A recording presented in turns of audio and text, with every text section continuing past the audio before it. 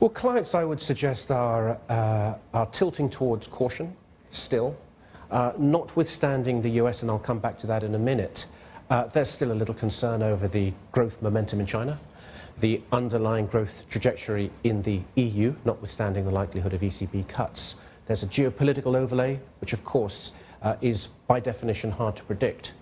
And I think those uncertainties were neatly captured by market action in August last month, where we saw this extraordinary sell-off at the beginning of the month, and then frankly an extraordinary rebound as well.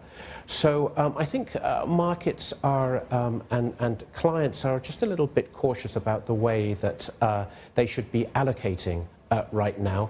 And as you pointed out, there is some optimism from the United States. There is the likelihood, we feel, of an interest rate cut. But let me make one point on that.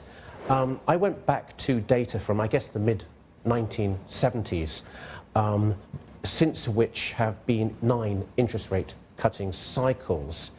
Of those, 5 were followed by a year without recession and a return by the S&P of around 20%. But 4 of those in the subsequent year were followed by a recession and a contraction by the S&P of 10%.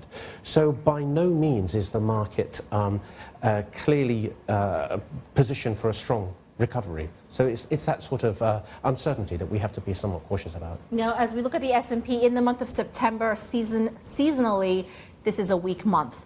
As we look at a number of central banks due to be cutting, I believe there's 4 where the market is calling for a 100% chance of a cut.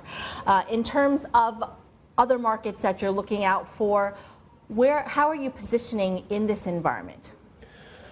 Well, as I say, I mean, given these uncertainties, we feel and find substantial confidence right now in a strategic weighting. So, for example, we are strategically or neutrally weighted towards equities, but within that, of course, we do have some overweights, and one of those in particular is the UK. We feel from a valuations perspective, from a growth outlook perspective, and from the currency angle as well, there's a likelihood of gains in the near to medium term. In fixed income, we feel, again, a lot more comfort from a strategic benchmark.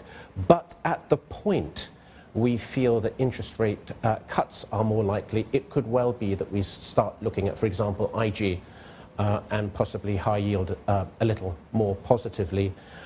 From an alternatives perspective, I think there's still a lot of opportunity in gold. And we, again, maintain a strategic benchmark there. But overall, I think we're tilting towards risk-seeking, but being held back somewhat by a geopolitical overlay, which remains quite concerning.